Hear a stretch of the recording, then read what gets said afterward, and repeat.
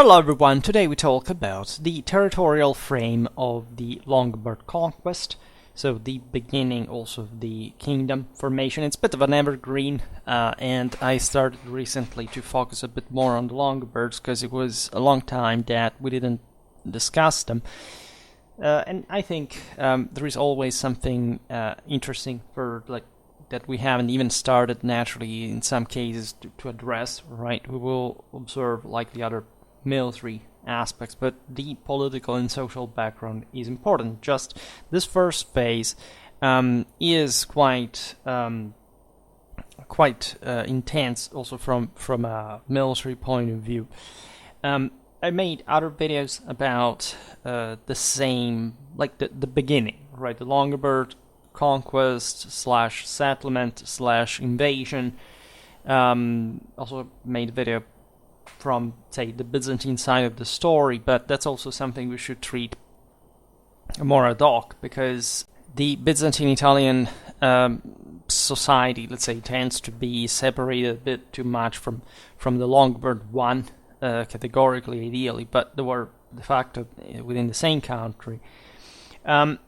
So the territorial frame, the start of the Longobard kingdom, that, as you know, was established also slightly later than the actual settlement, was definitely difficult, right? Because the invaders had to take over the peninsula through a real armed conquest that, however, was led against essentially mostly a weakened Byzantine presence, right? At some point it reactivates with field armies, etc., but not before the Longobards in fact had seized considerable parts of the peninsula that, as it would be evident at the beginning of the 7th century, were not possible to simply take back, right? Especially considering the overall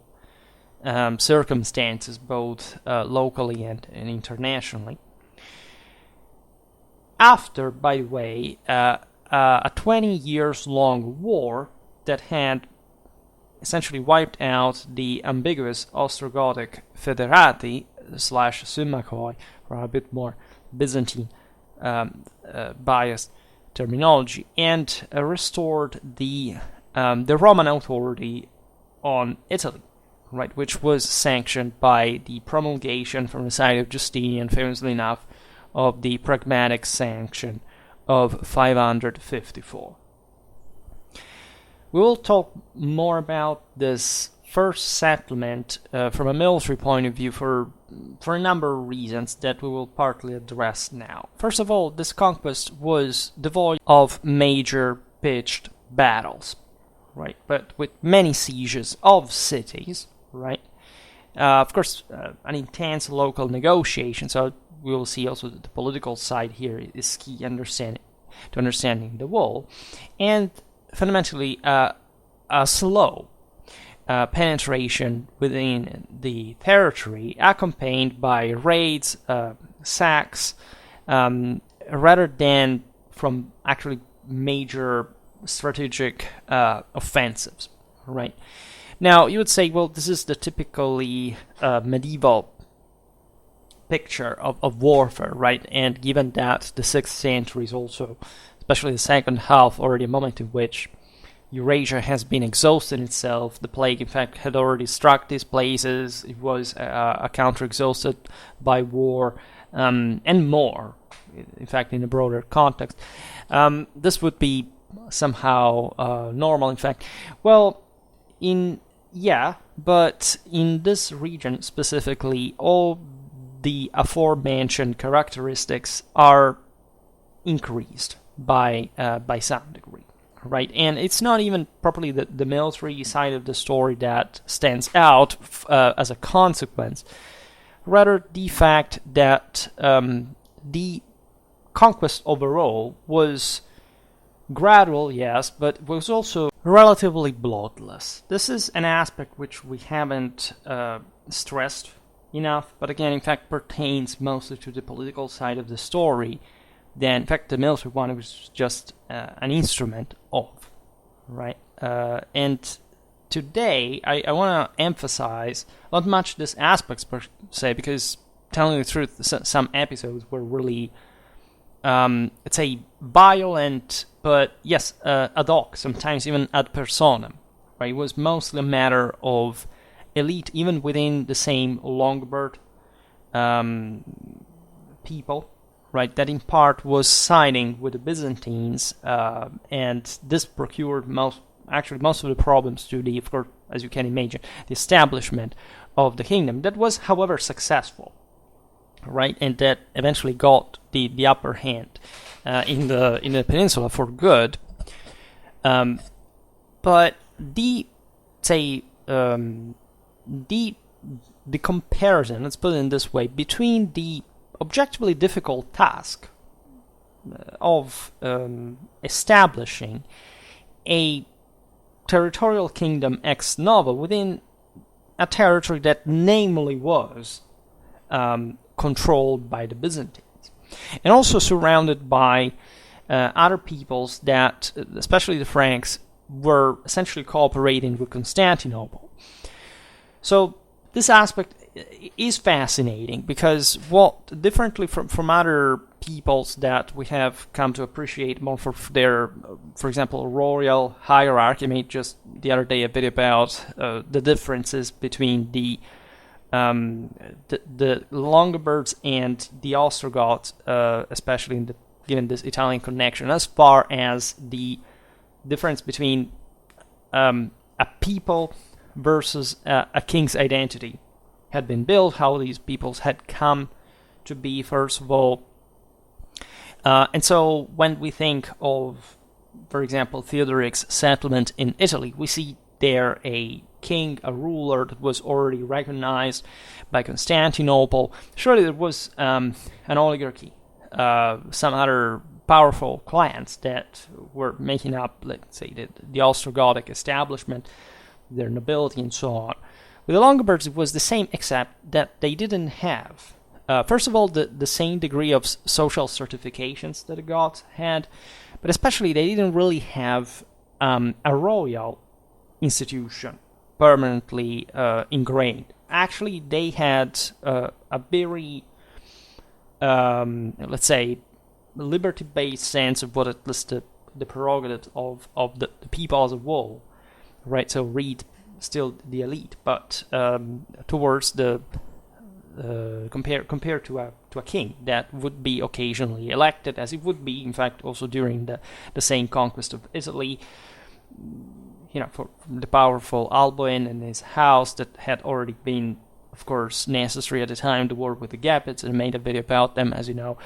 So it's not all so obvious as it may sound, because this is a bit more the advanced thing that we should get about Longobard history per se. That is, we know relatively, but actually very few, about how the settlement took place. Right? We know a few major aspects of it. That is to say that whenever the Longobards settled immediately, right, they hadn't found, in fact, much of a resistance, and there is no destruction. There is no archaeological evidence of major damage. Things actually, in fact, went smoothly, and very smoothly, and we'll explain the reason why, that I already addressed, of course, in other videos.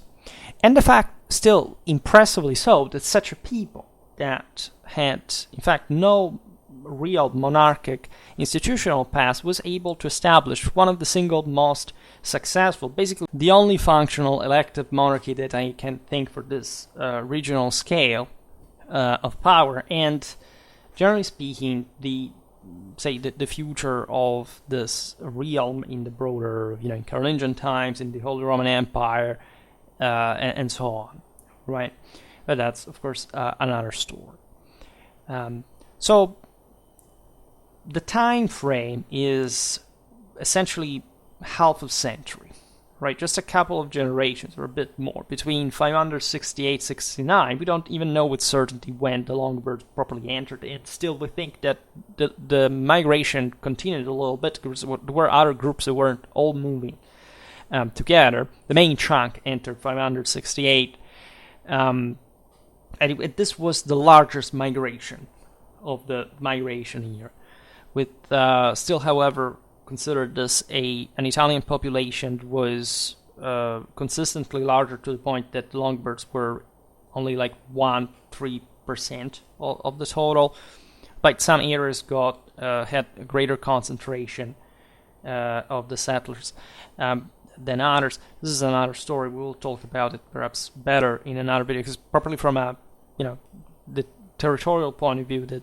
tracking the settlement is quite fascinating through archaeological sources and so on, and the actual influences that certain territories had, more or less. Now, 50 years between 568 and the definitive stabilization of the kingdom, right, to a point that basically for 1 century and a half nobody would come to challenge, right, as a political and territorial reality, and from the external at that point.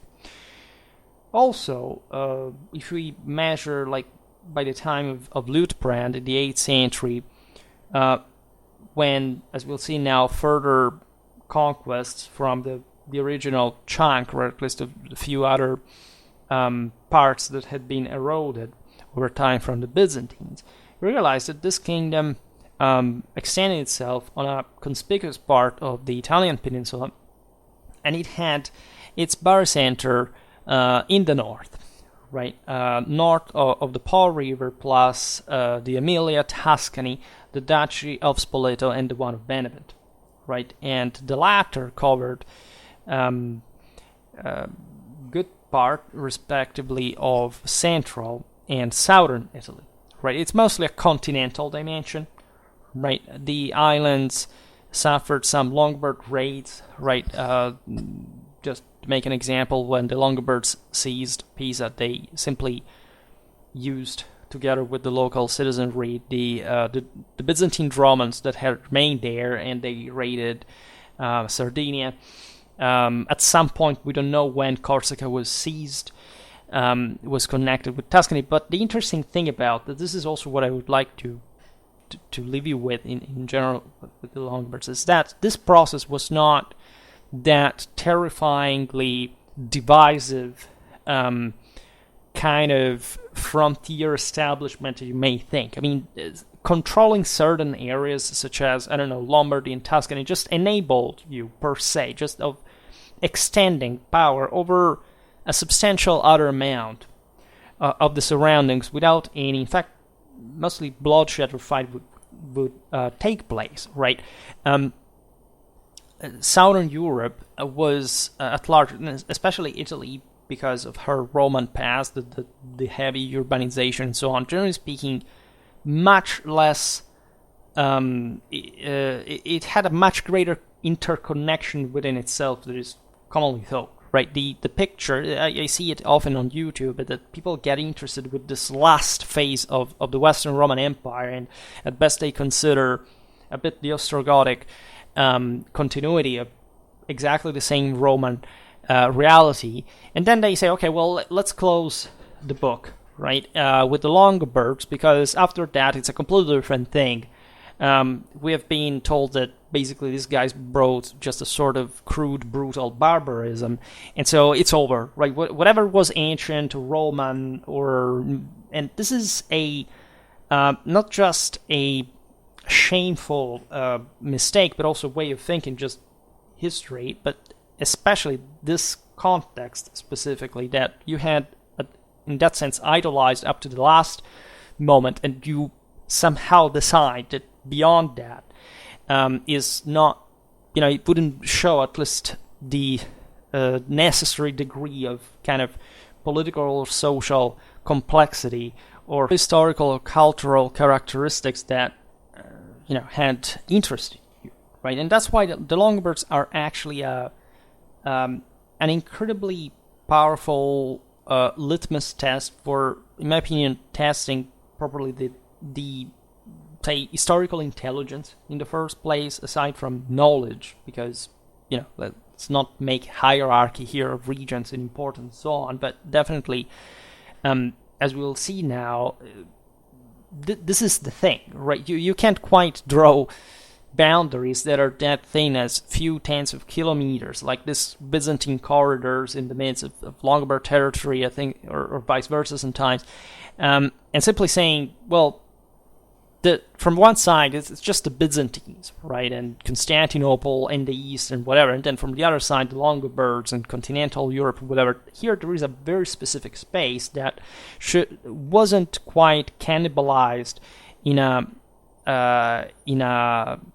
truly cultural, in fact, identity sense, and even if it was surely molded by this state of affairs, still it conferred to the land certain characteristics that are also deeply connected with what the peninsula would become in the later centuries, which I think is one of the most fascinating and thought-provoking perspectives you can draw. Of course, this is true for the entire Romano-Germanic Europe. It's true also for the Slavic one, etc. But definitely the Italian profile deserves an attention that is considering the development of the universal powers, like the Holy Roman Empire, like how the entire thing began in the first place, right? Starting from, the papacy, even in fact the Byzantine presence, but the Longobards, the Franks, etc. How this big blender had actually a much more organic sense than the messed up one that I think is continuously skipped on YouTube whenever one talks about even just the Longobards per se, right? So another aspect that it is all, because there are always exceptions here, is that in spite of the width of the Longobard conquests, these never covered the entire peninsula, right? Vast regions, especially at the beginning, remained still in the hands of Constantinople, that with a double command represented by the political military authority of the Exarch in Ravenna, and the religious one, the spiritual one of the Pope in Rome, threatened in the first generations the same internal stability of the kingdom, right? So undermining, and this is the most important thing to, and that's why it failed, by the way, in doing so. Not much the loyalty, not much of the majority of the people, right, of the inhabitants, generically meant, but rather the surviving lay and ecclesiastical ruling classes after the Gothic War. This is also crucial, and it already gives you, probably in the way I pronounce it, like this sense of the in this sense of really the overwhelming Longobard tide as far the political and moral consensus of the population was concerned, right? Many people, sometimes I make these videos, and there is this sick, twisted concept that, basically the Longobards arrived as liberators against the evil Romans that finally got what they deserved after a millennium of domination. But what they skip, of course, because in part they do not understand the history of the times of the places, is that here we're not talking about Romans as Byzantines, right? The Byzantines, the Greeks, whatever you want to call them, which is an actual thing, right? I say this because, as you know, I'm a PhD in medieval history, and I'm fully and overwhelmingly acquainted with the Romanity of the Byzantine Empire. But here, you must frame the thing quite concretely. Here was a Byzantine foreign occupation of a Roman territory, which is the actual notion that one should recover here. And not only that, as we were seeing before, even just from a demographic point of view, Romanity was the sap, right, demographically, culturally, administratively, of the Longobard kingdom, and therefore of the identity of the Longobards, as they would manage to make all these Romans Longobards consensually, right? So this is a delicate step that people get wrong all the freaking time, perhaps because they cannot reason more often than not on the base of, monofactorial or at best bifactorial terms.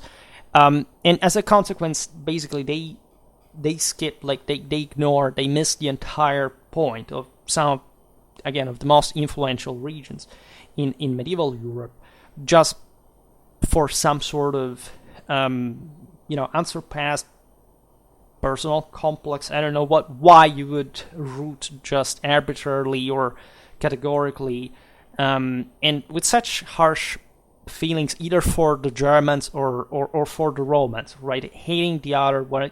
This means literally not having the palest idea of what actual history and actual people and actual ethnic identities, political, juridical, and more identities, by the way, were really about at this time. It's basically saying to all the books that have consistently been written about the topic, but you just do not exist, because I know better, even though I do not know anything.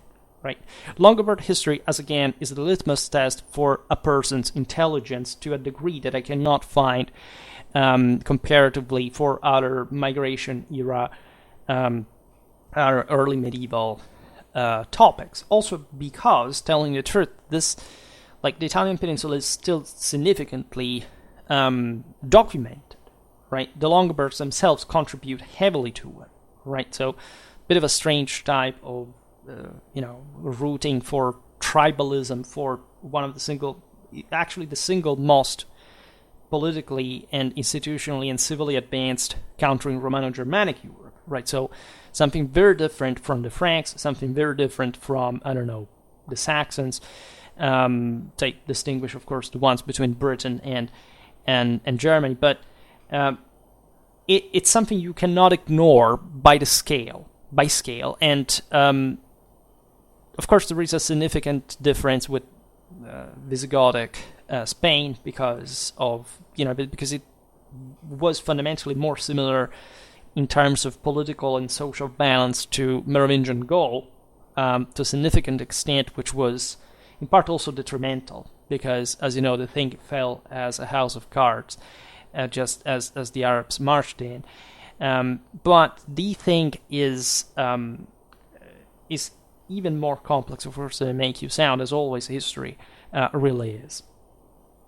Now, let's look at from the Longobard side as well, because that is dumb at this point, right? We do not have anything about what they thought, right? They didn't write yet, they didn't tell us, right? So we have to go by a bit of, comparative and diachronic effort here, because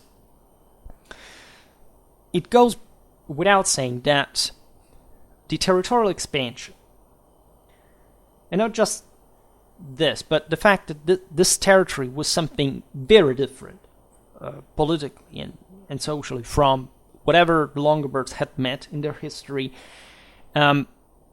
posed certain the big deal, the big problem that, however, the Longobards managed to surpass clamorously well, and together with the Romans, as you understand, of providing themselves with elaborating adequate political structures to manage a realm that was also very wide. I mean, the entire peninsula per se, of course, it doesn't develop longitudinally, but it's pretty large territory, right? Consider the earth widens from north, so sometimes you do not realize how narrow, let's say, northern Europe really is, and how much it widens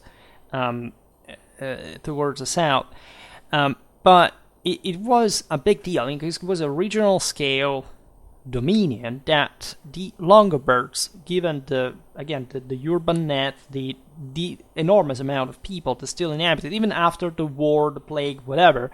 So comparatively to what these Germans had been habituated in Central Europe, was completely different, right? And and also requiring a specific active contribution of the local population.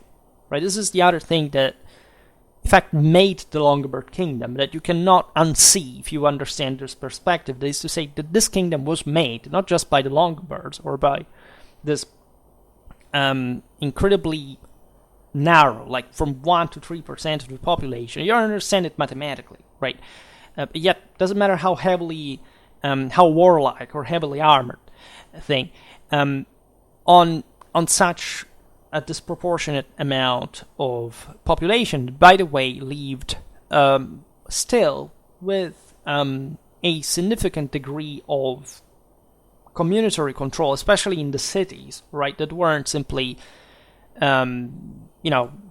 seizable without the will of their inhabitants. Doesn't matter that at the time of the Longobard migration, the Byzantines didn't have a field army in Italy, which actually makes us suggest that this was all prepared, right? That the Longobards surely made an act of force by entering Italy, and they surely had, at least in mind, to keep living there in a way that wasn't to respond to Constantinople of the actual disposal of the country. But it was evidently something that, even after, we know that because after the migration, there was no movement in Constantinople. There was no air of war. There were no preparatives for an expedition. Right, things started to gradually going out of hand in the following years, because evidently the Longobards were more.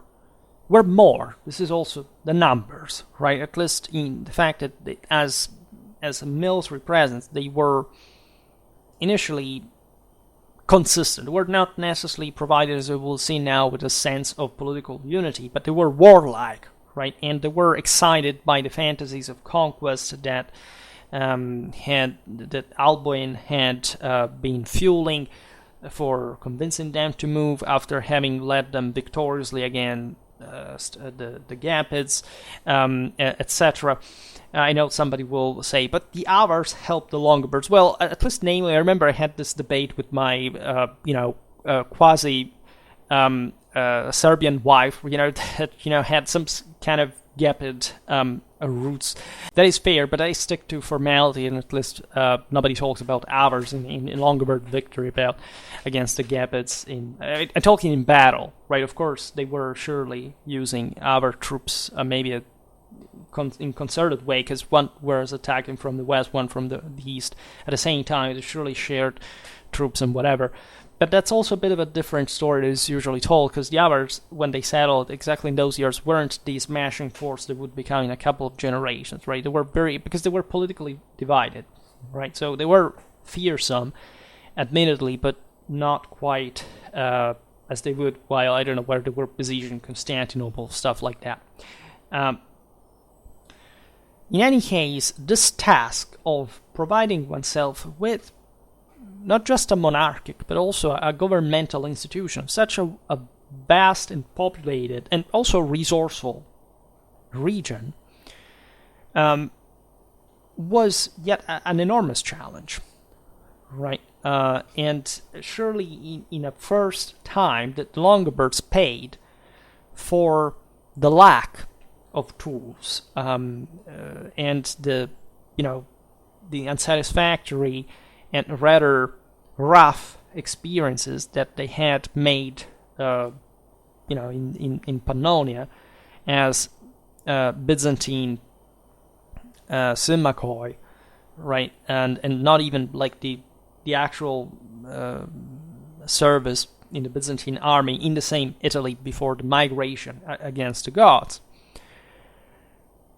This surely, I'm not painting the picture here that everything was nice and sweet with the Romans at the beginning. Again, we do not know what happened. We can imagine that the Longobards were pretty brutal in seizing the major assets and settling in the cities. But we know archaeologically that at the beginning they were occupying just the fortified parts of the urban settlements. It was a military occupation, and there is no doubt about this. We just know that in a couple of generations this changed for for obvious reasons that go beyond osmosis, that have to do with what we'll be explaining now regarding the Roman attitude towards them in the first place.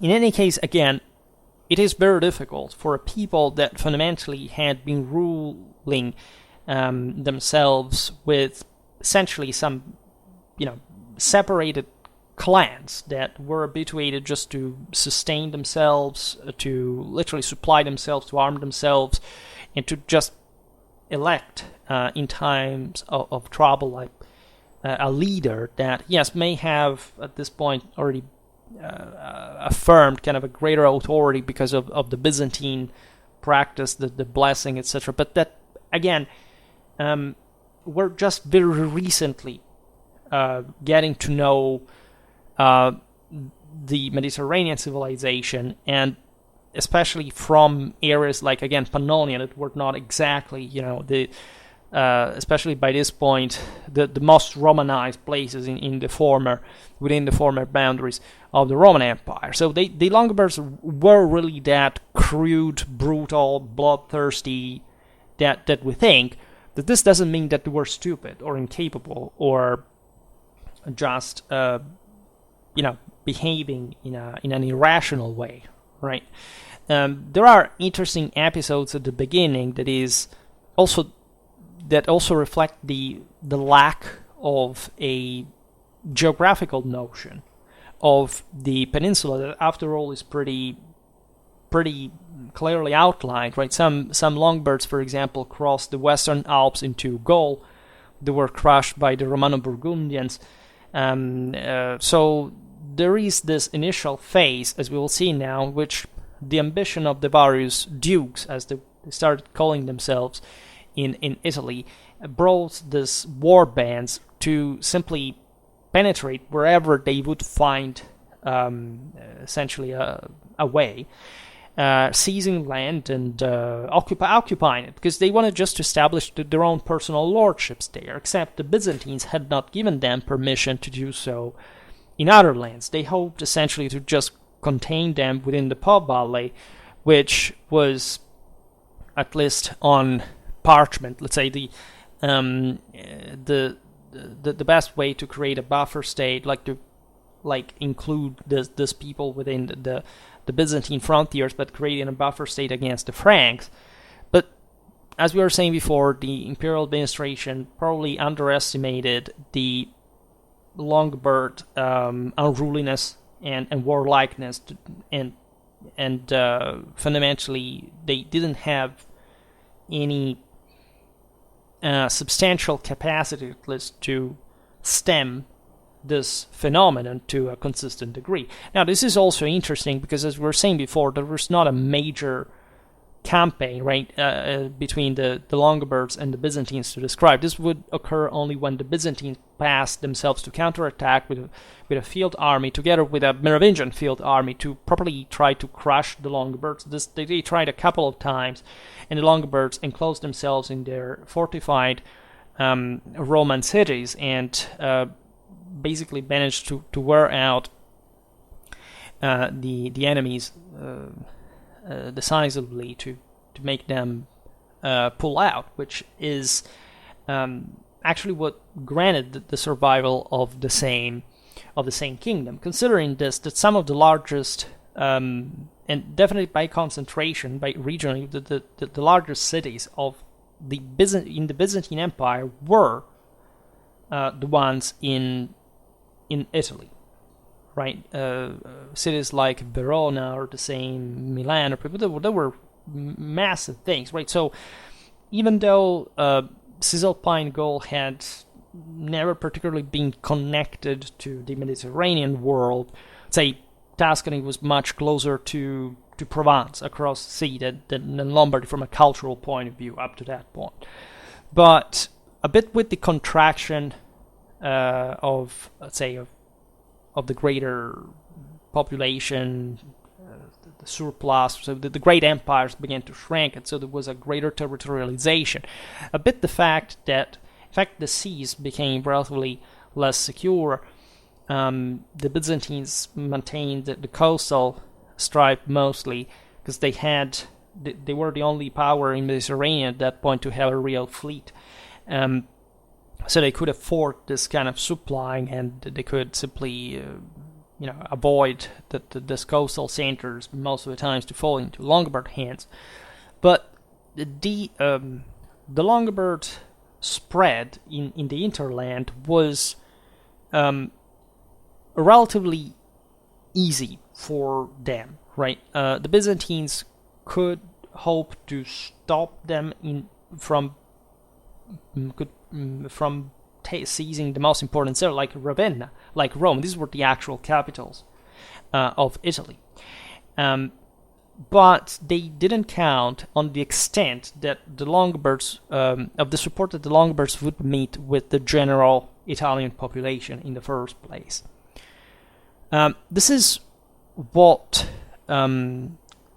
also distinguishes Italy, and specifically Longobard Italy, because we could make the case that for the Goths things had been similar, but from the Merovingians and their Frankish kingdom, right? That was just across the Alps, after all. So the contacts between Gaul and Italy were pretty intense. Perhaps a bit less, of course, from the Atlantic part to the Longobard one, I'd say, but southern Gaul was very connected, as we were saying before, with and increasingly so with central northern Italy at this point. And there, the senatorial in Gaul, the senatorial class, was still present, right? As it's notorious, I made multiple videos about this. The Franks installed, the Merovingians created a dynastic empire, essentially on the Gallo-Roman elites. Right, the overwhelming success of the Merovingians laid in their direct conversion from paganism to Catholicism without passing through the Arian thing. They basically made this pact of elites between the what was in fact very innovative even within the Franks, is to say a monarchy and a sacred monarchy. Right, the blessing of the church in Gaul was crucial, and so the control on these. Still, essentially, yes, decayed, impoverished, but not destroyed. Let's say Gallo-Roman elites, right? In Italy, things after the Gothic War, instead, were quite different because the senatorial class had been heavily hit during the first, the war, like the Gothic war. Some people fled before that. Its members had survived in Byzantine territory, either in Italy or even in Constantinople. So there had been sort of exodus of this Romano-Italic elite. I made a video about them. The bishops had been something relatively different. Some of them were already themselves from senatorial families, but there are some differences. Now we can't just digress on so simply from the Gallic clergy per se. In any case, they had not been prejudiced and hostile against the Longobards. This is yet another point that we must get. Yes, these were Catholic bishops, Italy being, of course, a country of old Christianization and just in full orthodoxy. Yet, they had not seen, evidently, the Longobards as a specific threat to them, right? Nothing about them was under the auspices of some sort of persecution, violence, whatever, right? They didn't care probably even that much about the Arianism of the Longobards. After all, they had been under the Ostrogoths, we were Arians, and everything had gone well as we know, right? So I can't digress about the Vandals and the Visigoths, how Arianism had played there, but in that sense, where we see some clashes, struggles, allegedly based, they would occur, even among the Longobards, between Catholics and Arians, most of that story had nothing to do with the theological issues per se. They were just groups, factions that would simply switch, in fact, at the religious policy, let's put it in this way, as long as it would come to power, because that was always, as we've seen in many other contexts during Christianization, the actual problem of the story, right? What, however, these bishops realized is that they could essentially suffer themselves of the sense that the war, if a war had broken out between the Byzantines and the Longobards just straight away, and even when the Longobards marched in, the sense was that it was quite unlikely that they would have simply cooperated with the Byzantines, right? Well, this simply meant that there would be some areas, war zones, right, that these bishops, together with the riches, especially of their churches, the diocese, would suffer, would risk, right? The Longobards naturally at some point substituted some Catholic bishop with an Arian one, but most of the times what they really witnessed was just this Catholic bishops, if doing so, but just abandoning their sees, and actually moving to pretty close ones, because technically the frontier with the Byzantines was relatively close, right? Think about the Aquileia or Grado, right? There are just literally a few kilometers of distance from one another, etc. So it was mostly a matter of episcopal administrative continuity somewhere else where they could be sure that within all these turmoils, the administration would, let's say, the normal diocesan activity would go on smoothly, right, without interruptions and similar things. Of course, the Longobards controlled the cities, so also the diocese, and all the people who inhabited there, right? Surely also here there were some attritions if we look with like a microscope, but overall we do not know of say about specific persecutions, violences, or things like that. At best, they would take away the Catholic bishop and install an Arian one. This was also caused by another problem. That is to say, the Pope naturally had remained in the Byzantine territory, right? So the Pope was allied with Constantinople in the struggle with the Longobards, whereas with the Goths it had been all different, because again the Goths had moved in, everything had gone peacefully before the war, a couple of generations later. So this kind of territorial division, right, also in terms of ecclesiastical, like properly imperial administration, had not produced itself before, right? Surely there was also, we can imagine, an hostility against the idea that, again, now other German people had to come there, and they weren't looking particularly cooperative with the highest spheres per se, because they acted de facto as a free people, right? Even though they had probably granted that things would have gone smoothly, but even in this circumstance, Alboin couldn't quite do much to control the people, because again, these people didn't have a sense of monarchy. Alboin was just a leader, right? Doesn't matter how good and epic and how it would be sung in Germano-Norse epos, Snorri Sturluson, witnessing that, but the entire people was another matter, right? So given that this strife would begin, and the Pope had to side with the Emperor, whenever the latter wanted to go to war with the Longobards, and the latter wanted to seize their territory, of course there was this ambiguity that is posed, like, what to do with that. I will make a video about this topic, because especially the chapter on Gregory the Great is crucial, right? The papacy that was at this point becoming ever more an Italic institution, at least in internationally speaking, it was not representing the spiritual authority of the empire per se, but just of Rome, right? I just made a video the other day about medieval Latium that explains also how papal authority began to consolidate and to autonomize from the Byzantine duchy on its own, right? So quite meaningfully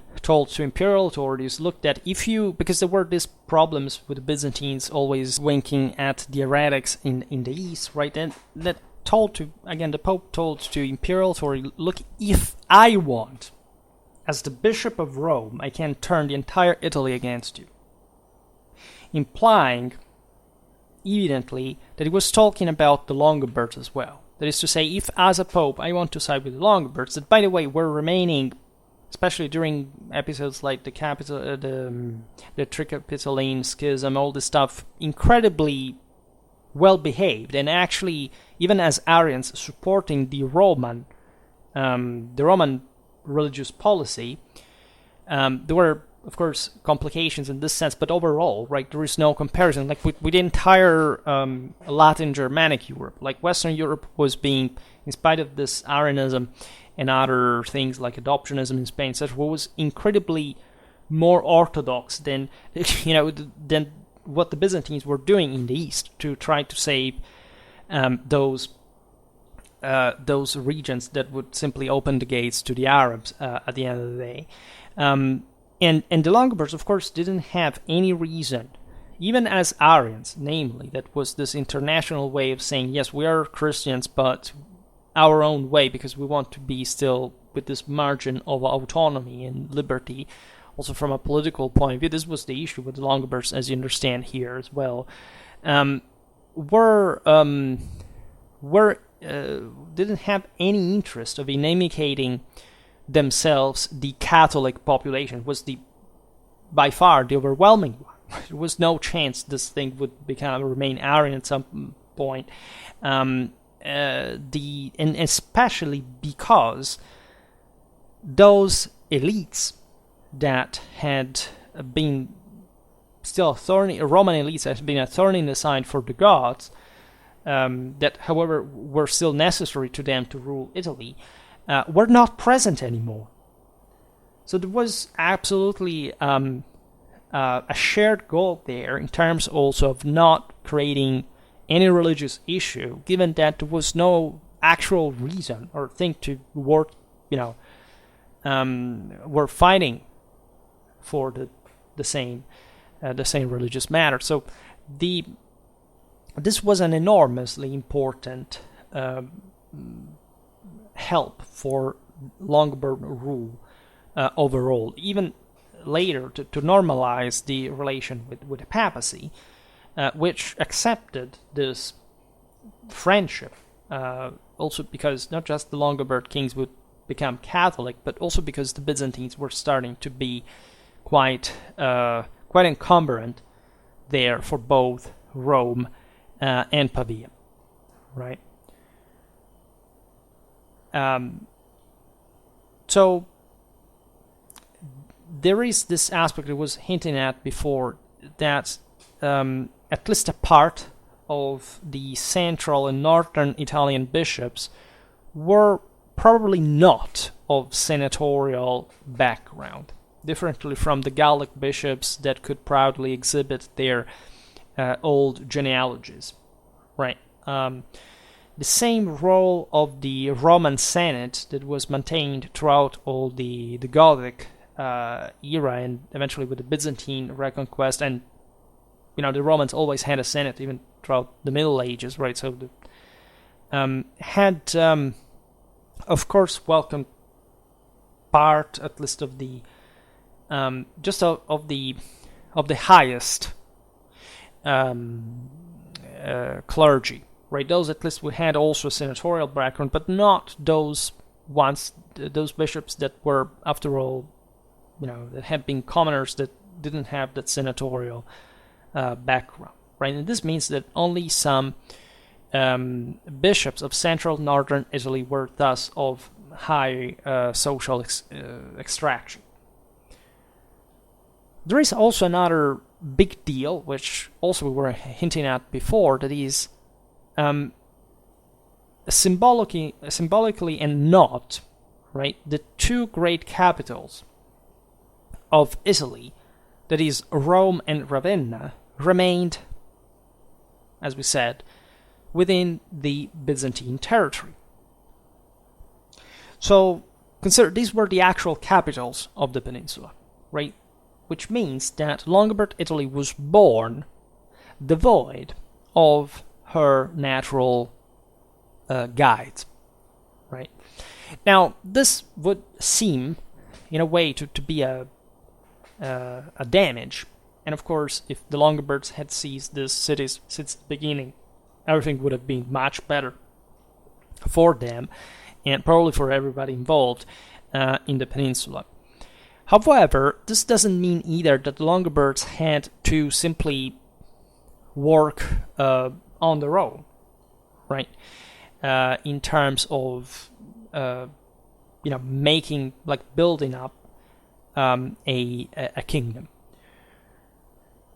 Surely it was a bit more difficult than for it had been in Gaul, right? The Franks had it probably easier, right? At least the way Clovis had risen to power, the aforementioned support he received with the Gallo-Romans, the pact he made, especially with the senatorial elite, the episcopal elite, was crucial, right? However, in Longobard Italy, the support for the monarchy came, for strengthening power, came from the medium lower estates of the Italic population,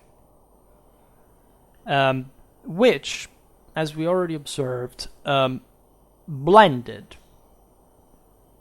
in the Longobards in a very quick way, right? You can argue that, yes, this, the process of, say, of integration of the Germanic element in the West, right, in this very populated areas with millions of inhabitants, was fast pretty much everywhere. But probably this separation, right, or at least for what it meant to be a Roman or a German, it's something that changes much more quickly in Italy, right? Together with, for example, the Longobard conversion to Catholicism. So everything that would de facto make the Longobards, if not in everything except in name and institution, Germanic, right? And we'll explain this probably better in other videos too, but I already made a substantial amount of material on this. But the concept here is obvious, right? These guys received immediately the support from a population that didn't have any reason to oppose these guys, because they weren't actually doing anything bad. On the contrary, they had now a substantial amount of power from their side. Of course, they had occupied the area. They maintained they were the army factually. So surely there were Romans that wanted to, say, be under, say, within the empire, that would have initially especially preferred things not to have occurred in this way. But once they happened, the greater problems manifested immediately, and were as immediately surpassed, right? At least this is proven also by the general resilience of the same Longobards in the territories that they occupied, and also quite quickly. You do not have evidence of, Roman uprisings here against the new rule. Also because it had to really look like, from both sides, that this enormous Roman vestige, like imperial vestige that Italy was, in terms of the various cities, of the roads, of the the fertility, the production, and so on was such a huge deal per se that here it covered the exactly traditional meaning of the whole thing. That just somebody else had taken the imperium, right, and was handling it just because they had been worth it, right? They had been successful in doing so, and the actual land remained what it was. Again, there is no evidence of destructions taking place, obviously enough, in the areas that the Longobards occupy, where there is no resistance, right? The same goes for actually other settlements that sometimes were described as violent in other countries, but only if there was an actual resistance, which doesn't seem to have occurred in the first place, right? So all this opened also an early way of collaboration with the bishops and with the monks. By the way, do not underestimate. This is the age of Saint Benedict. And ironically, the Longobards actually destroyed the first Monte Cassino monastery. But again, this was done because it was in a Byzantine territory. But what I mean is that monasticism was spreading as a new form of also, say, spirituality, of course, but for a world that was outside the city as well, right? There is some sort of medievalization, if you accept this made-up construct as, which Gregory the Great understood very well, that is to say, after the war, after the plague, after this broader contraction was happening everywhere. Look at the shrinking in the size of the Merovingian armies from the time of Clovis to the end of the century. It's just like they switched from Roman armies of 30,000 men to literally hunting parties of Merovingians that kill one another for dynastic reasons, right? It's you understand the system exhausted itself, right? So at that point, also this retreat from the world of the cities that had declined in part, but never died out, especially in Italy. But the sense that it was an agricultural dimension, probably a pagan dimension, to win over in a Catholic sense, in fact an ecumenic sense, was taking root, would give to Europe. I mean, Saint Benedict is the patron of Europe, as you know. This new phase that very much overlapped with the same continental dimension that Longobards were ruling in the peninsula, right? There was, of course, always the problem that the Longobards were Arians, but again, given that there was no persecution at that point, there was no damage caused specifically to these institutions. Actually, the Longobards would allow, notoriously under Agilulf, that was still Arian, the establishment of the monastery of Bobbio, this great, foundations by the Europe of the time. You understand that it was just said, okay, these people are incarnate Arian, but what difference would it make, right? Again, they hadn't changed the religious demographics, right? Everybody was Catholic. The only ones who were Arians here were, again, something that at best was 3% of the population, and that likely didn't even have a clear understanding of what it meant to be an Arian as opposed to Catholic, just like it was the true for, most Romans, evidently. And so the thing would just lose meaning over time. It's just by the mid-7th century that you can say that the Longobards surpassed this phase. It's in the second half of the same century that the Arians basically disappear, even just as a political name rather than a religious one. So everything happened within almost 1 century, but already, let's say, from the first generations, we understand that the destiny of this fate was sealed, right? Another aspect which is often overlooked is the fact that the Longobards still lived not just in a Roman territory, with Roman cities, Roman administration, Roman roads, Roman people who spoke Roman, who had a Roman law, right? And that, at least, as an institution, was working, right, in a way that surely helped in the drafting of the same Edictum Rotary. And we do know that there were, at the Longobard court, specific Roman aristocrats, right, people of some significant education that helped dramatically in forging the basis of a new kingdom. This is one of the most fascinating aspects of it all. We'll talk about it another time. But again, aside from this, the Longobard kings at a point attended the races at the circus in Milan, just like the Roman emperors would do, right? So just to tell you what was really and concretely the reality like.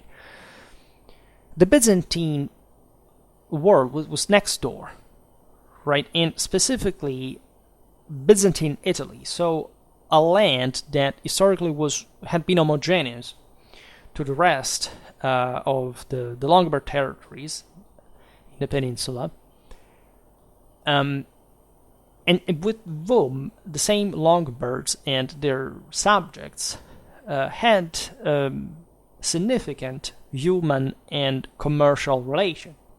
You can argue that, yes, at this point, again, early medieval economy is at its lowest, but remember, this is a place of early, trade dynamism, still, in spite of all this crisis, the highest per capita country in the world, right? It's a Mediterranean country, it's connected, has ports. Again, most of these ports are Byzantine, and most of the interland resources, agricultural ones, however, are Longobard. So there would always be a contact, a quite intense one, right? And even if it had been just war, it would have been meaningful, because war is the most powerful hybridizer, I don't know to say that, of cultures, as much as its greatest potential destructor. But it's obvious that certain scenarios here mirror, as we've seen in other videos, the ones that would become communal Italy, right? You have a rivalry between a city that is just, a few tens of kilometers away, and so you fight against one another, you interact in this sense, in conflictual way, but still you are neighbors, practically, and you speak the same language, because Byzantine Italy, especially in the count, like the majority of the people spoke Latin, right?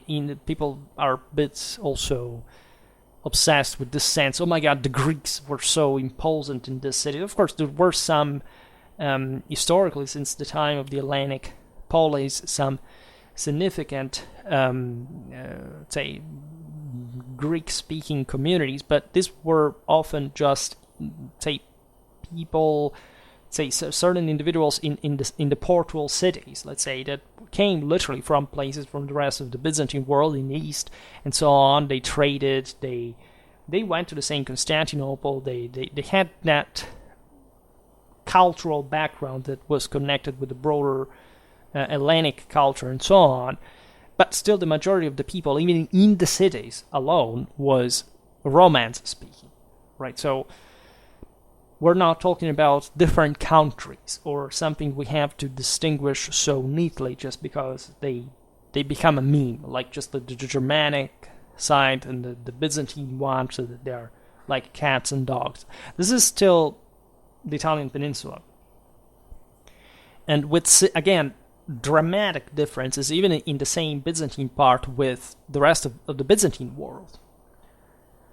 But very significant ones. And perhaps we'll talk about this better in another video, but I made already some videos about Byzantine Italy that are comparing the two places. Perhaps the greatest difficulty in talking about this whole topic is, again, the fact that we do not know exactly how the entire thing unfolded, right? We do not have written sources because they are practically non-existent, or at least they are mostly coming from the Byzantine side in this early phase. Later on, Longobard Italy is significantly very documented, actually. For example, the Duchies archive is actually the most abundant source of information on early medieval Europe. There is no other place that documents the local communities as much as that. We were lucky, admittedly. The St. Pavese archive, so that was one of the greatest tragedies in the history of mankind, was lost, right? So all the capital, or the Italic kingdom administration, like to us, is unknown, because in the 10th century was destroyed. But this is sadly enough a picture we can extend to most of Europe. Like at this point, we do not have an actual written insight, and if there is one, it's extremely poor, and also from later sources at a point. We're actually lucky even for this time, as far as Italy is concerned. But still, we are in a time which archaeological sources are fundamental. The only problem with archaeological sources is that they're partially usable as far as what really regulated politically, militarily, diplomatically, the relations between these people. I mean, we can see, yes, that there is we can study the settlement, we can study the armament, this kind of things, but how the Longobards and the Byzantines actually interacted, or how, I don't know, the Roman patriciate of the northern Italian cities interacted with the Longobard royalty or nobility is unknown, right? And this is really a big pity, right? There is, however, one broader picture that especially archaeology provides us with. That is to say, the one of the general pulse, let's say, Mediterranean exchanges.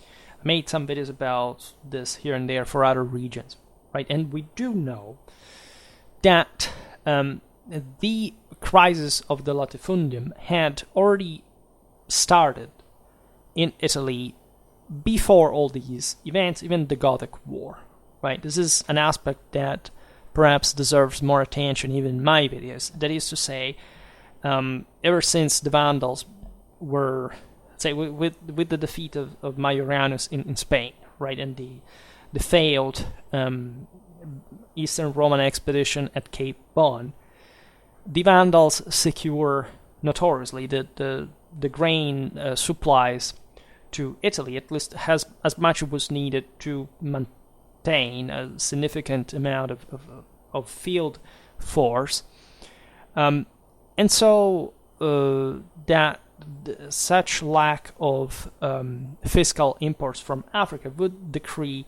a decline of the cities, of especially the latifundium structure, right? Because the rural ville, for example, in part were abandoned already from the beginning of the 6th century, right? This has nothing to do with the Goths that were probably maybe also triggering part of this change. It could even be possible that the Goths had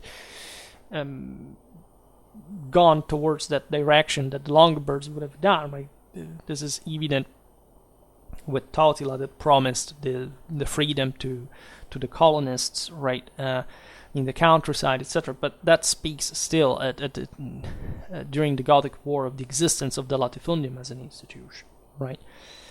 But let's say already from the beginning of the 6th century, for a change that was internal to the Romano-Italic society, the aristocratic houses were subdivided. Some wood constructions, for example, appear more frequently than the bigger stone ones. Vast areas went abandoned, the same ceramics production, which sometimes it's tricky. There is an enormous... I made a video specifically explaining the debate regarding what does ceramics is to be found extensively as a source, archaeological source, but what does it mean to find a certain amount, a certain type, where, dating it to when, whatever. But still, we see that in Italy there is mostly a local production. That is, the channels of communication with the Mediterranean were shrinking, were narrowing down. This makes you think, because these were the same years, in fact, in which the Byzantines first had sent the Goths, then reconquer Italy. The impression here is that this country was like others in Western Europe, probably feeling like from a Byzantine perspective, an Eastern Roman perspective, is like, we're losing this, right? There is a process of autonomization or regionalization that, given that Rome was in there, and so it would have weakened if this had advanced as a mechanism, the same Constantinopolitan grip on the most important city of the empire. Doesn't matter how symbolically at that point, but still, for Catholicism, in the traditional, also pagan sense, telling the truth that you should know, was a sort of challenge to the same unity of the Mediterranean. Right, there is this tendency of seeing the Mediterranean a bit as a single thing, or at least focusing on the differences from, say, continental Europe sometimes. But the Mediterranean is quite different from each other, and especially the northern shores of it have always had an enormous potential. That is evidently what the same Roman Empire had expanded across for, and so this back and forth, in this case, between Italy and Greece, had an historical relevance, but also based on the significant differences between the regions as such. Thus, all the indicators point to the precocious separation of this system. Like, the system was falling apart again with the crisis, with the contraction. Doesn't matter how different was during the various centuries. At some point was being actively felt. Again, it was a great moment of crisis. In a moment of crisis, the peripheral areas, if you do not have a substantial grip on them, shrink, right? And it doesn't matter how central, like how big chunks like Gaul, Italy, and Spain were, still they were peripheral to Constantinople. So Constantinople had lots of problems on its own. They had the Persians in the east. They, generally speaking, had, again, this trouble in controlling some of the most important grain supplies in the Levant. And we just said what happened to Italy with the loss of Africa. So the sense that also the Byzantine reconquest had to somehow keep providing, if anything, with still a buffer area that could stabilize the also Byzantine thalassocracy, etc., and prevent other players such as the Merovingians to enter the Mediterranean, was all deeply connected with this entire game. Now we see it passively. First the Goths, then the war of reconquest, then the Longobards arrived, but there was, as for example, the Theodoric's matrimonial policies internationally and beautifully demonstrate a continent-wide and beyond policy behind these people's movements, right? And this is very sad because of the poor level of documentation that we have, because we would, if we had spoken to at least the leaders involved here, we would have gotten an incredibly more vibrant idea of the massive implications that this sort of axis that had been forming in Europe in the Mediterranean. Think about the Gothic ones, the Catholic between the Merovingians and the Byzantine ones, the relations between Gothic Italy and, say, the pagan Central Europe. It's something really big, right? And that absolutely defies the stereotype of even this time being somehow, medieval, to the point of people that didn't communicate, didn't travel, that everything was, just slow and not changing. Actually, this is a pretty active time, right? As even this Longobard migration, it was a migration of that scale. It's something dramatic. It's not a positive thing, right? These people, in order to move, had trouble, right? They had also ambitions. This was definitely a positive endeavor as far as they were concerned, but just think about the arrival of the Avars in the Pannonian plain. Just think about the Sasanian frontier, the general threat posed by the Merovingians to the surrounding populations, the strives in Visigothic Spain. The Byzantine, like the issues with, also this wide area of Africa, the Berber hinterland, the sort of destiny of countries like Vandal Africa, for example, and the later Byzantine province there. So it's much more complex than we see, and that's what we can document, right? This is the background which the Longobard invasion is grafted, right? With all its imaginably negative effects, right? Because in terms of how beneficial was the Longobard presence for the Italian peninsula, I think on the medium-longer term, there is no doubt it was positive.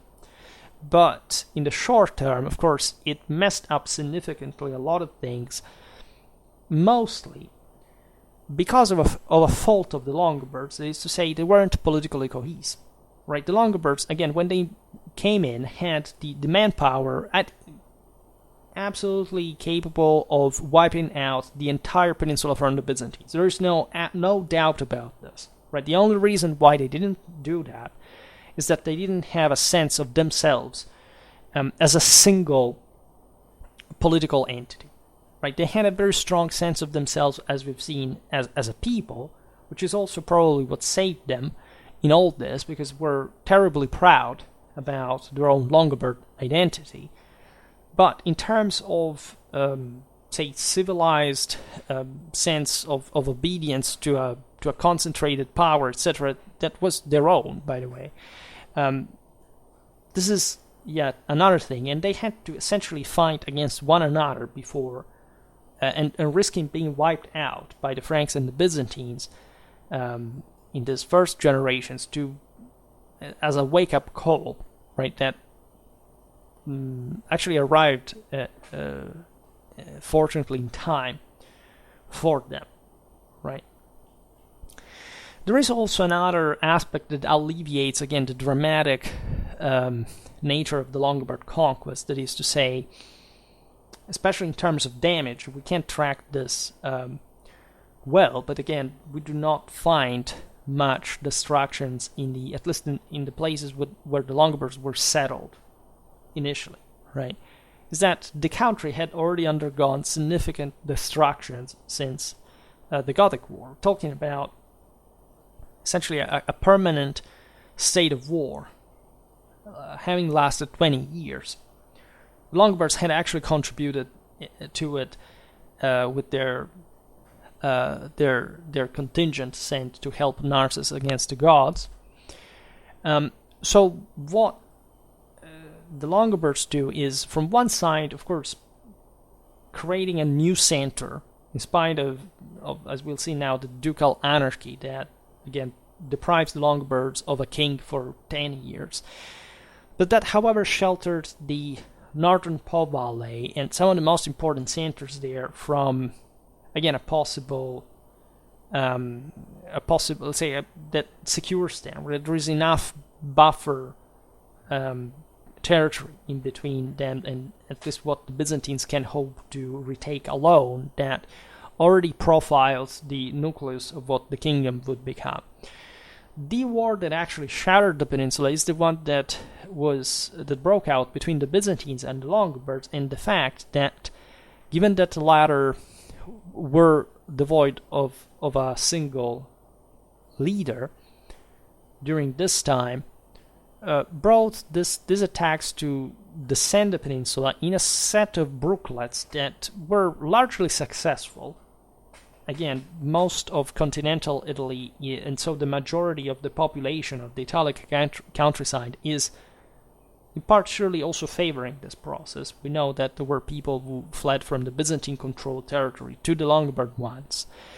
But that still were conflictual in nature. We're talking about essentially 70 years of war from 535 to the beginning of the 7th century, that in fact lasted, admittedly in an intermittent way, but still until 600, or just shortly afterwards, right? So this wasn't very helpful for the already proven socio-economical background of the peninsula, right? But again, it comes on top of an international crisis and contraction after 20 years of actually what had been the greatest deal, right? The Gothic War that had really raised entire areas, and mostly because of the Byzantine invasion per se, and the fact that the Goths had resumed to a scorched earth strategy to try to weaken the Byzantine army, and partly in a successful way, because the armies made back and forth like 2-3 times along the peninsula, which is, of course, in insight negative, but these peoples were Goths and also Romans already fighting the Byzantines for what they saw as a matter of existential relevance. So these indicators per se are eloquent about what was at stake in the first place. If you look at it, also the wars between the Longobards and the Byzantines in this first phase, in this first generations, the second half of the 6th and the beginning of the 7th century, were mostly due, at least in the most destructive phase, by the Byzantines, right? Because they were the ones who attempted a couple of times to invade the Po Valley and to take out the Longobards, failing, right? These were admittedly just a few campaigns, right? They weren't like a persistent state of, again, devastation. But in insight, again, aside from the attrition that could happen from this individual Longobard Fare, so this Völkergemeinschaft, and like in terms of single clans settling in various along the Apennine, in fact the general intensity of the clashes was relatively low. Again, there was, other than that, no other major field army. The Longobards, I don't know, at some point razed to the ground. I think about the walls of Brescello, for example. They're the only ones that are normally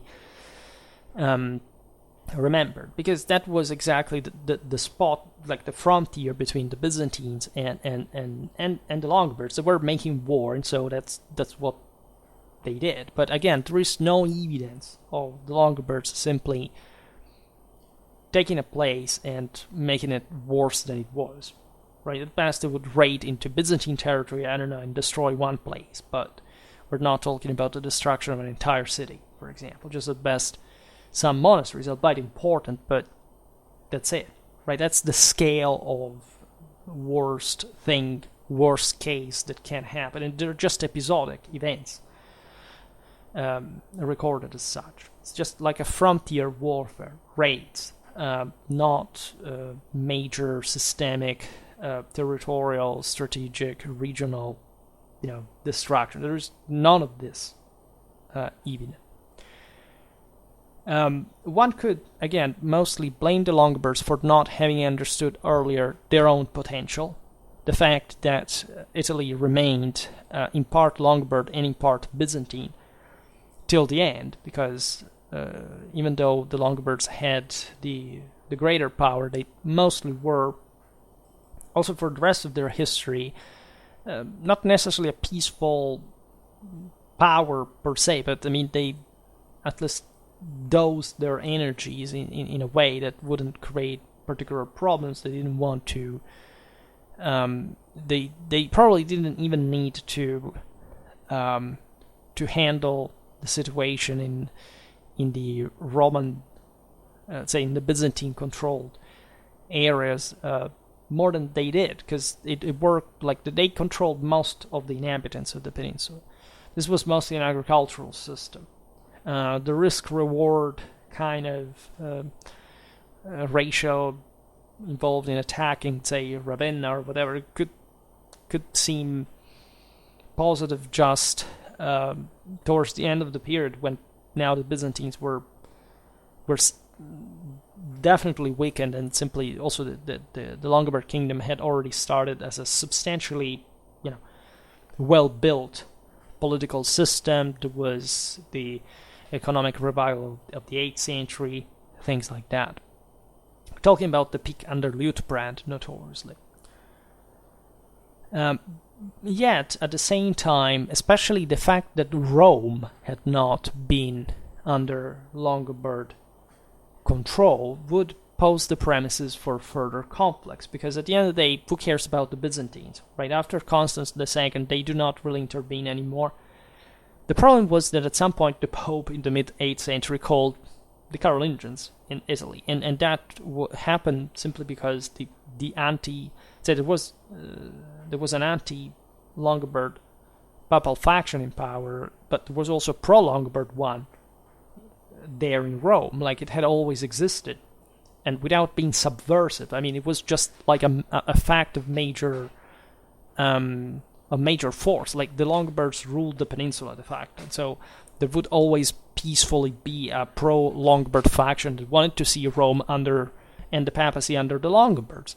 Like somebody would want it under the Franks later, right? So it wasn't like a threat or something.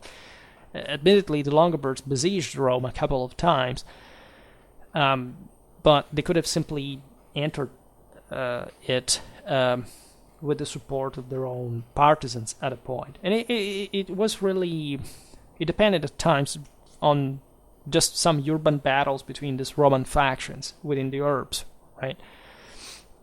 But that would at least give rise to the papal concern of being taken over by the Longobards in a time in which other powers could intervene. Say, if the Longobards had seized Rome sometimes at the beginning of the 7th century, or the mid-7th century, well, at that point, nobody literally could intervene, because the Merovingians were disgregating.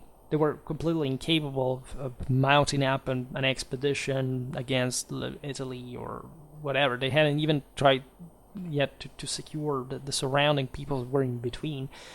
The Byzantines were over. They had given up at some point. Say, okay, well, we recognize to the Longobards even what they have conquered in Italy. At that point, the Longobards could have nurtured their own papacy. They could have even posed the premises for something very, very interesting, a broader scale. And this actually could happen better at the very beginning of the Longobard invasion of Italy. At that point, if they had been more united, they would have simply taken over the entire system. Now, there is something written, of course. Say, when we talk about historiography, as I was saying before, there is a sort of schematism in treating these events for which everybody knows the story, but when you scratch beneath the surface, you realize they haven't even read the sources, per se. The latter are mostly Paul the Deacon, right? So we're talking about the Carolingian era, right? A Longobard author that, however, essentially stopped his history of the Longobards with Liutprand for the most edifying purpose also of, praising the Longobards, but not talking about the wars that had happened with the Franks, given that Paul also worked at Charlemagne's court, right? And I made a video the other day, Paul's brother had risen against Charlemagne, had been captured, and his brother from Monte Cassino managed to convince the emperor, sending him letters to free his brother for that matter. So Paul is not necessarily very reliable or even vocal about what happened at the very beginning of Longobard Italy, right? We surely know that he knew much more than we do, at least in terms of much older sources that went lost between Paul and us. We know, as we've seen, there was this enormous set of legions, stories, etc., about the Longobards, for considering the times and places, that really tells you that the Longobards in Italy had cultivated not just their oral traditions, but also some substantial historiographical one, at least to somebody had written about their past specifically. Also consider that Paul has a rather limited geographical range, because he knows only what happened not even in the heart of the Po Valley, but rather in his native Friuli, and also Benevent, because Friuli was linked for dynastic reasons to the Langobardia Minor. Grimoald, that was a Beneventan king of the Longobards, was actually Friulan in origin, right? But for the rest, he doesn't know that much, right? Not even Neustria is understood fully, right? He knows the history of kings, of course, but what was happening in Lombardy, that in many ways would be also the most interesting thing to know, is practically unknown. I mean, we have an idea from other sources and events, etc., but it's vague in the details. So what we know concretely is that the Longobards entered Italy, led by Alboin, in May of 568 or 69, through the Julian Alps in the east. They penetrated in Friuli, in the northeast, where in Cividale, the ancient Forum Iuli founded by Julius Caesar, left a significant military presidium, specifically the powerful Longobard cavalry that was left a bit as a sort of reserve or rear guard in case something had gone wrong with the settlement in Byzantine territory that was, again, probably planned, right? This is the most likely thing, but still manifested this ambiguity in nature. Also, the Avars were, just from the other side, even though the Kagan had signed with Alboin a pact that would contemplate the Longobards, maintaining their Pannonian lands in case they had to come back for an aborted, unsuccessful invasion of Italy, were still not a reassuring presence. Let's put it into this way. So the Longobards advanced likely at least, along the Postumia Road, this ancient Roman road that crossed basically the entire Po Valley from east to west. They occupied the principal centers in the Veneto area. In this sense, we don't have to think that this happened necessarily as a in a unitary fact. We don't know how it happened, right? This is the point. Surely they had a core, a mass of forces under Alboin, but surely there was already some kind of autonomy. There were some clients would just go ahead on their own, or just paving the way for Alboin, but still like scoping the situation. Considering all this, the Byzantines didn't have a field army, but they had garrisons, and they were watching, meaning that garrisons can't hold out so long, but they're not meant to pose any credible threat. The Longobards were, in armored terms, main overall. So their main problem was just unity of command, or lack thereof. The Byzantines were mostly garrisoning the Alpine area, the pre-Alpine area, right, in the walled cities, right? So we do know that in some places they held out, but that there wasn't, in this sense, any specific escalation, right? We know there is this famous example of a Byzantine fortress on the island of the Lake of Como, which is just like a very small island. You can simply Google it. It's ridiculous, but simply was garrisoned by a guy known as Francio, which is also interesting because, first of all, it's the Latinization of a Germanic name, even if it had been just maybe, I don't know, a Greek guy, but I don't think so, right?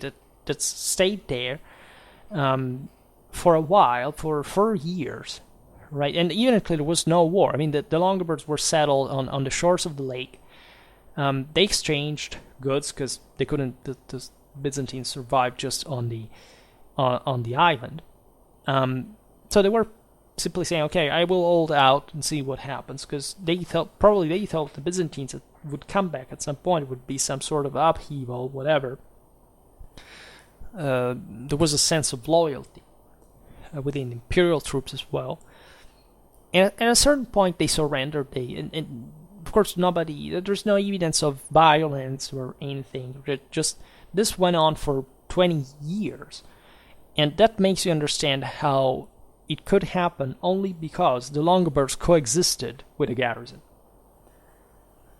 They controlled the entire area around, so it's not like the garrison ruled over that area. But it was possible for this coexistence to technically happen. It's just that there wasn't any valid reason for, say, killing each other in that circumstance, because it was ridiculous. Right? There was no major threat posed by that garrison, and the Longobards themselves showed sort of cooperation, but like a flexibility. At least they didn't have bad intentions in that case. This surely happens in other places that we do not know of. But in all this, again, we have no proof even of a siege anywhere. The same story that Pavia, as the Longobard capital, would have been besieged for 3 years and finally captured by Alboin, is a myth, likely made up historiographically by an author who wanted to parallel Alboin's capture of this important city, because evidently Ravenna was out of hand, like with Theodoric's siege of the latter, right, of Odoacer in the capital of the Western Roman Empire, or at least this had been dissolved by then, but still the capital of the administrative capital of Italy, because Rome was always the capital in all of this, right? It never came less. Which, again, there is no archaeological evidence of any damage, siege, burning, destruction, nothing, right? Which is quite fascinating. Alboin, as you know, was assassinated, just as his immediate successor, Clef, after which there is this 10 years of so-called ducal anarchy. What is fascinating about Alboin's death, that happened just a few years after the the settlement in Italy is that surely there was, even though he was probably assassinated by the same Longobards, as also the story of Rosamund and her servant, the squire, like a bit like in the Germanic epos, like works a bit the hero dying always in some kind of bad way because of this doom that always looms, in fact, over the destiny of man, just like in the Norse mythology, etc. Tells us definitely that the Byzantines wanted him dead, in a way or another.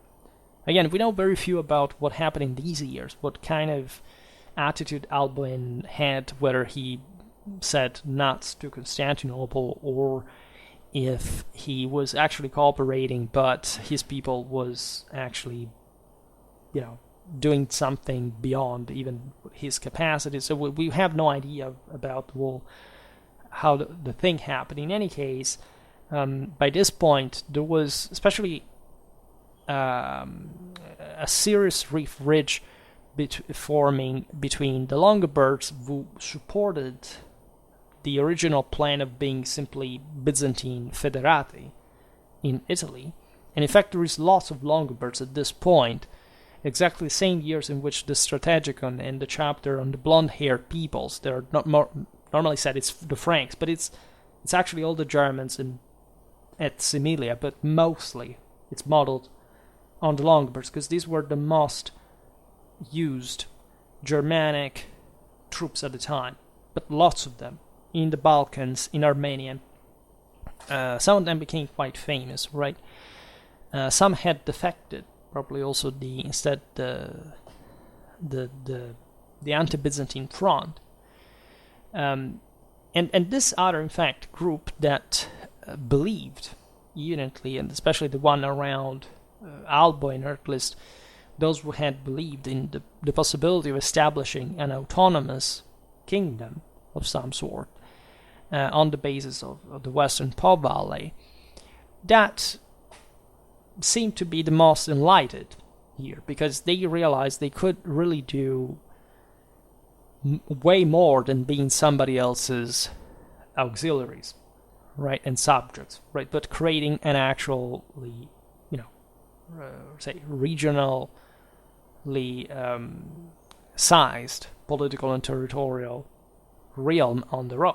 And they were the ones seeing it right, because that's exactly what they succeeded in doing, showing that they had the capacity of that. The only problem seems to have been at this point, again, the aforementioned unruliness of the other Longobards. These guys were probably hyper excited about literally Italy opening in front of them. And altogether, the Longobards decide, amidst all these tensions, not to elect another king after Alboin and Clef. That is to say, we are still the Longobards, but we all go the way that our freedom, our liberty at least, dictates, that what chance, fortune, virtue, bravery leads us to. And so there is a phase that is the messiest, right, that goes a bit through these clanic warband kind of invasion of the peninsula, that, however, is quite disorderly, and that wastes, right, the aforementioned capacity of overwhelming the entire Byzantine presence. It's in this phase that the Longobards affirm the Duchies, right? This was notoriously a Roman military title, the Duches. So the Dux is the one who properly leads the army. It's a very strong term.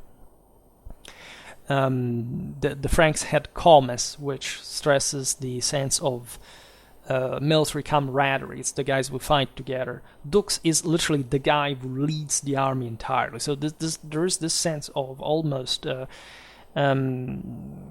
it's fascinating. We don't know actually where the Longobards took the term from univocally, but it's possible that, I don't know, their Hunnic experience. It was the longest among all the Germanic peoples. This sense of, again, deep warlikeness that they had, the fact that they had been successful against the Gepids, they had been literally crushing other peoples along their way during the migration, made them now finally confident enough to say, okay, we are as individual leaders now, true military commanders. Each one's literally, in fact, controlling these territories that we conquered for each one of ourselves alone by our own individual bravery and one of our following of our stock, our fara, our community that really deserve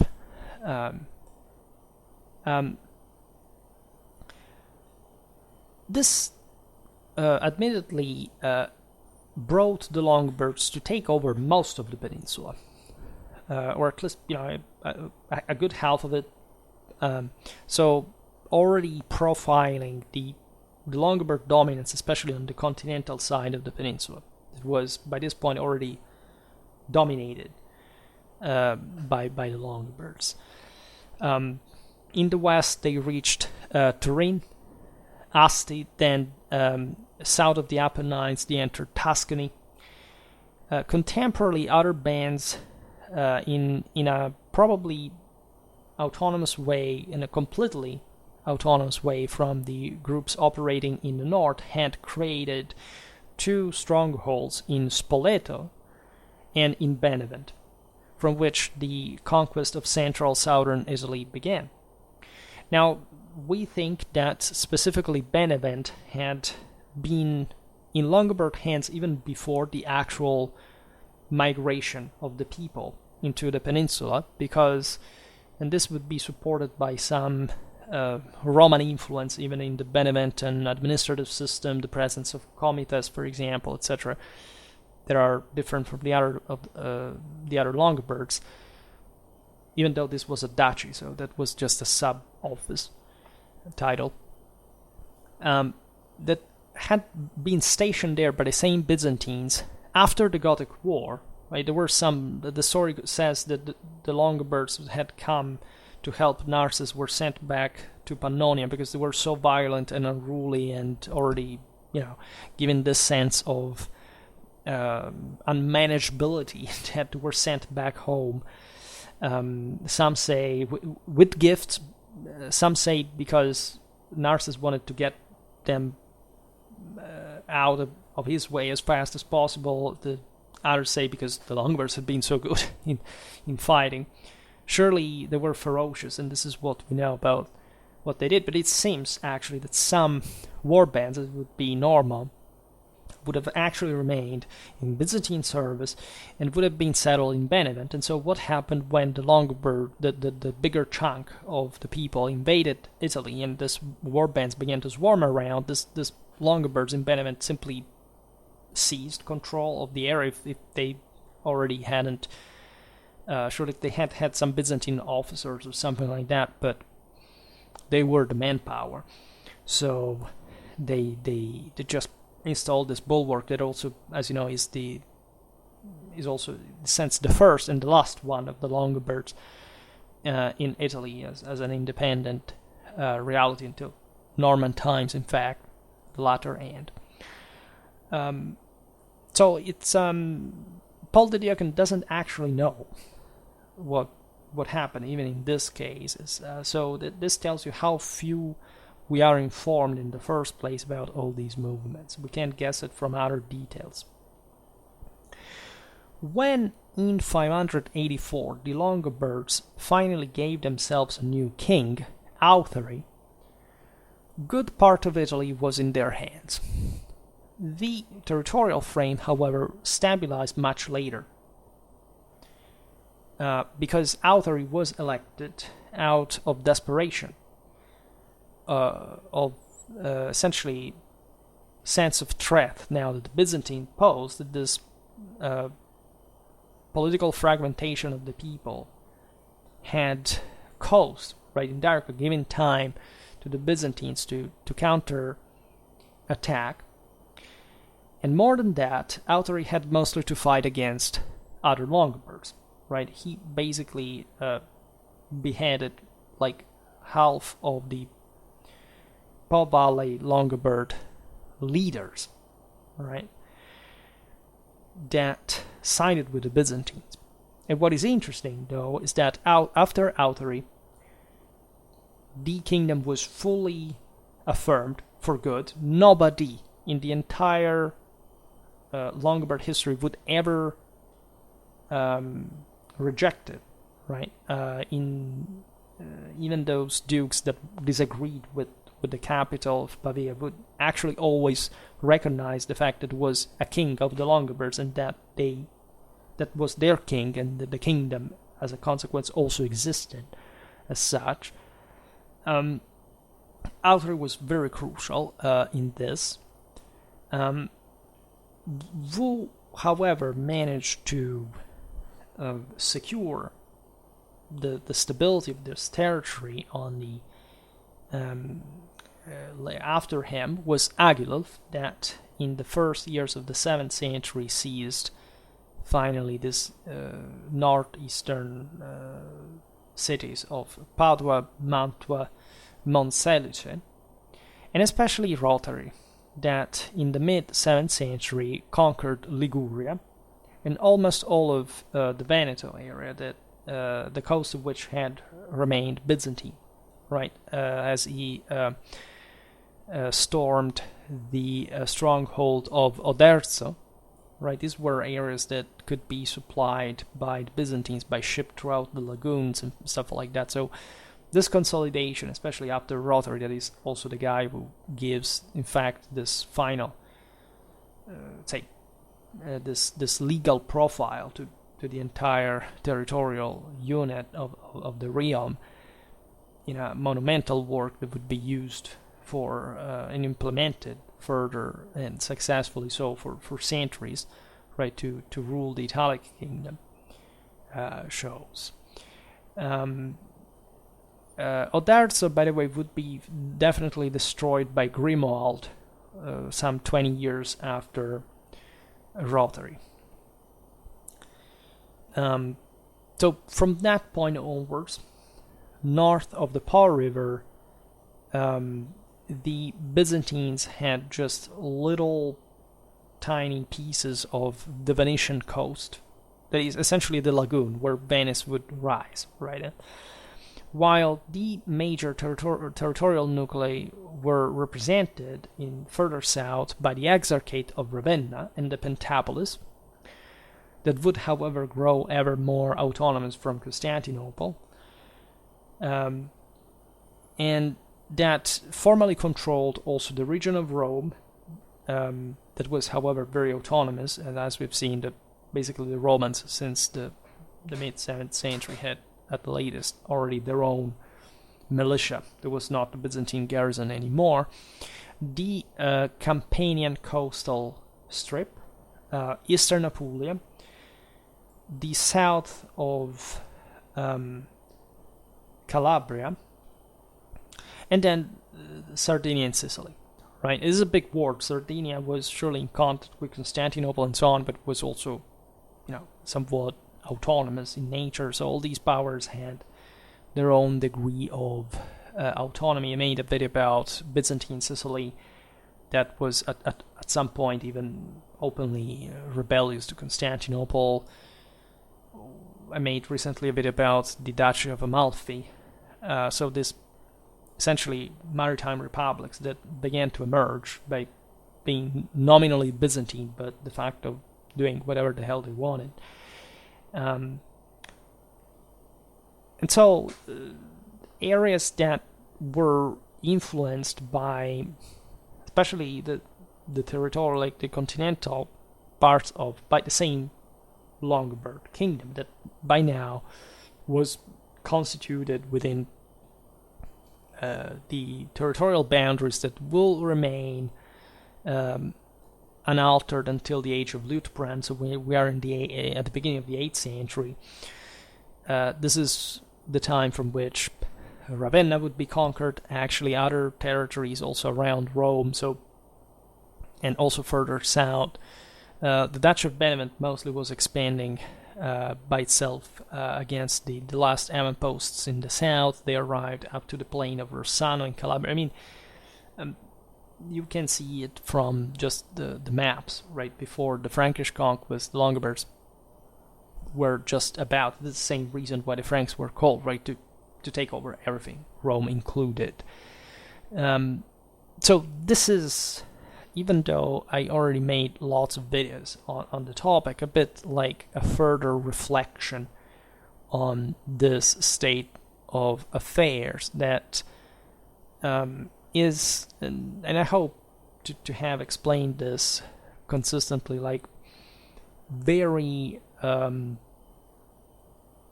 it's very underdocumented. So what we know, and today we haven't even descended into the actual details, is largely,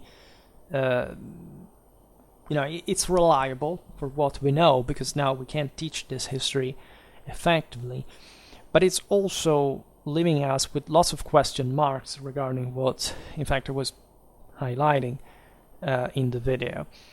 What the formal relations, especially between the Longobards and the Byzantine Empire, were.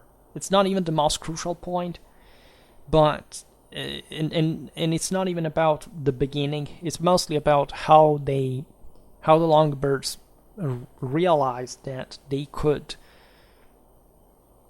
not just be autonomous from Constantinople, which evidently were already inclined to do, but how they could make this huge deal of a step for a people that had just inhabited the Barbaricum.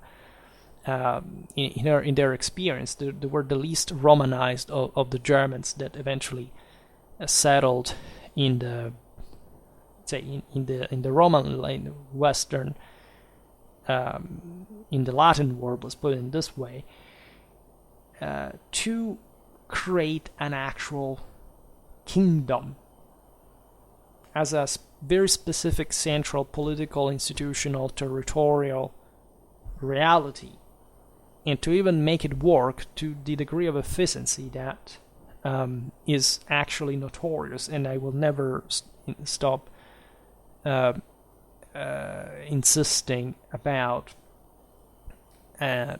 because, and I hope to, in fact, to make multiple videos about this topic to actually demonstrate, because this is usually the only part of Longobard history that is taught, and then all the rest is cliche. It's in pop culture. There is literally nothing about the Longobards other than this, right? But the history of the kingdom in itself is actually much more fascinating from a civil point of view than basically any other thing you find in Western Europe, and basically nobody cares, because in fact we live in an age in which people reject civilization because they feel threatened by that, simply as a matter of personal standards and complexes. But we owe much, also as Westerners, the Longobard accomplishment as far as what it would represent for the later empire, especially, is concerned. The later revival of Roman law, it all started from Longobardistic. It's the Italic crown that makes the Holy Roman Emperor. And this is, again, incredible, because the Franks didn't give this privilege to any of the people, right? Per se, they would all just be subjects. Instead, Charlemagne takes on both crowns, the one of the Franks and the one of the Longobards together. And we will get to that point perhaps too in other videos. For today, however, I stop it here. I just hope that you enjoyed this video. If you did, please share it, otherwise leave a like or subscribe to my channel if you're interested in my upcoming content. As always, I thank you heartily for listening to me. I wish you a nice time and see you next time. Bye.